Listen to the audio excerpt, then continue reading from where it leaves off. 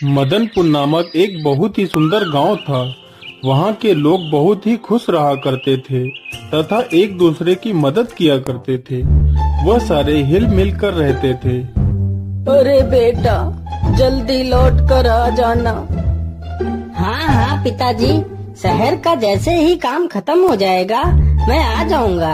अब चलता हूँ पिताजी। एक दिन की बात है, एक जादूगरनी उस गांव से गुजर रही थी। इतनी सुंदर नगरी तो मैंने कभी नहीं देखी।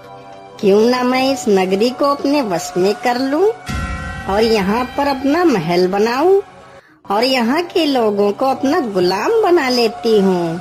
फिर जादूगरनी उस गांव पर अपना काला जादू कर देती है और गांव के लोगों से अपनी सेवा करवाती है। अरे ओ बुड्ढे, तू आज मेरे लिए आम के मीठे मीठे फल ले आ। मुझे आज आम के फल खाने का बहुत मन हो रहा है।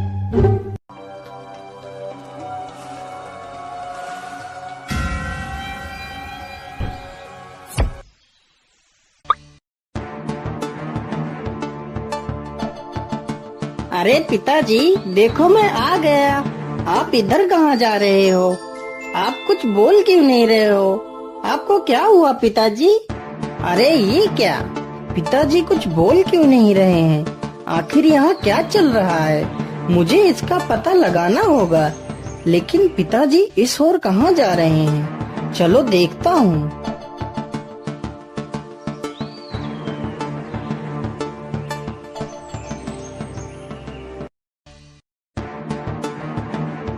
अरे बुड्ढे, तू आम ले आया? चल रख दे इधर और दूसरा काम कर जाके। अरे यहाँ क्या चल रहा है? ये औरत कौन है? मुझे साधु बाबा के पास जाकर पूछना चाहिए। बाबा आंखें खोलो बाबा, बाबा मेरी मदद करो, बाबा उठो। क्या हुआ बेटा, तुम इतना शोर क्यों मचा रहे हो? तुम्हें क्या समस्या है? बाबा, हमारे गांव के लोगों को क्या हो गया है? मेरे पिताजी को क्या हो गया है? वो मुझे पहचान क्यों नहीं रहे हैं? और बाबा, महल में वो औरत कौन है? जब मैं यहाँ से शहर गया था तो यहाँ पर कोई महल नहीं था। ये सब अचानक से क्या हो गया है बाबा? मैं कुछ समझ नहीं पा रहा हूँ। फिर बाबा ध्यान लगाकर देखते हैं और बताते हैं, बेटा वह कोई औरत नहीं बल्कि एक जादूगरनी है और उसने पूरे गांव पर अपना काला जादू कर रखा है। तो बाबा जी, मैं अपने गांव की रक्षा कैसे करूं? मैं अपने पिताजी को कैसे बचाऊं? बाबा मुझे कोई उपाय बताइए। बेटा, उस जादूगरनी के जादू से गांव को मुक्त कराने का एक ही उपाय है। यहाँ से 100 मील दूर एक कुंभा नामक गुफा है। उस गुफा में तुम्हें मेरे गुरुजी मिलेंगे।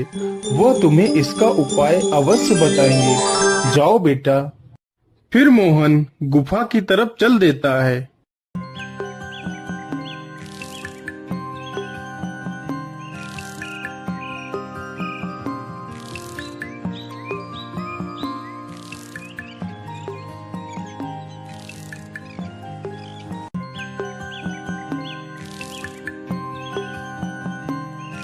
मोहन गुफा में पहुंचकर साधु बाबा को सारी बात बताता है।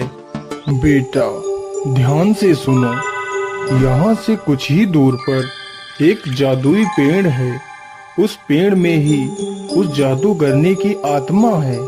अगर तुम उस पेड़ को नष्ट कर दो तो उस जादूगरनी की मृत्यु हो जाएगी और तुम्हारा गांव काले जादू से मुक्त हो जाएगा। लेकिन बाबा, मैं उस पेड़ को पहचानूंगा कैसे? बेटा, उस पेड़ को पहचानना ज्यादा मुश्किल नहीं है। उस पेड़ के चारों तरफ एक अलौकिक प्रकाश जगमगा रहा होगा।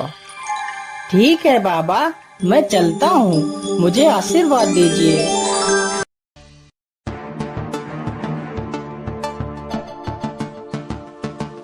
मुझे लगता है कि वह जादुई पेड़ यही है जो बाबा ने बताया था।